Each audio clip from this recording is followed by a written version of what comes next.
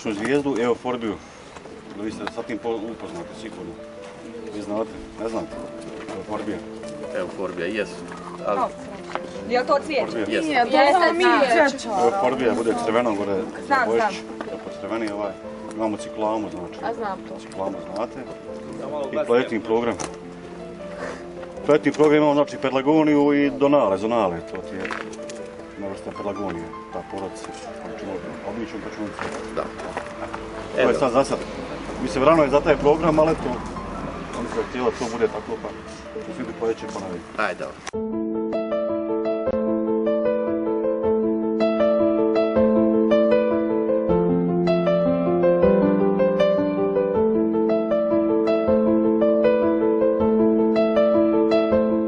Profesor u javnoj ustanovi, Srednja škola poljoprivrede i prehrane, veterine i uslužnih djelatnosti.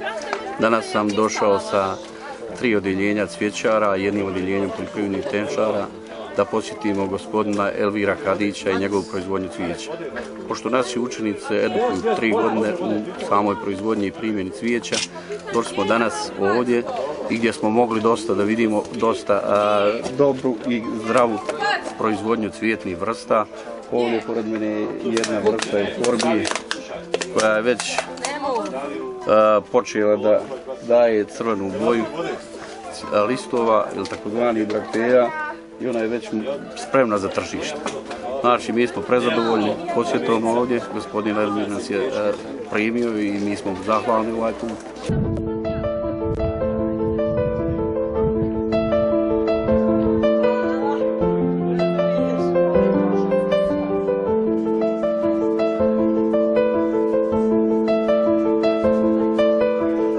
Šta je važno ovdje, djeca, kod uzgoja jagode? Najvažnije je kod razmnožavanja sa ovim živićima. Kada uzimate živić, u koje vrijeme, kakav supstrat stavljate i kada presađujete.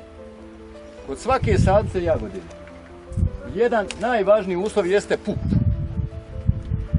Cvijetni pup, ukoliko nema jagoda, ona je beskorisna. Znači, prvo kad pogledate, kad kupujete, vaši roditelji, dajte savjet, pogledajte imate li zdrav pup. Kad imate zdrav pup, to vam je garancija da imate zdrav korijen, da imate sadnicu prve klase. Ako nemate na ovom nadzornom dijelu, onda vam ništa dolje ne znači. Povezanost korijena i pupa je ko majka i beba. Prilike tako. Drugu stvar koju kad kupujete jeste broj listova. Pogledajte da su ovo sadnice sve prve klase. Nemate više od 3 lista, 5 lista, nemate 10 listova. Ljudi se raduju kad vide, kad kupuju sadnicu puna saksija, žbun. Dobiju žbun i kaže to je sadnica prve klase. Da, to nije sadnica ni 10. klase i bježite od njih.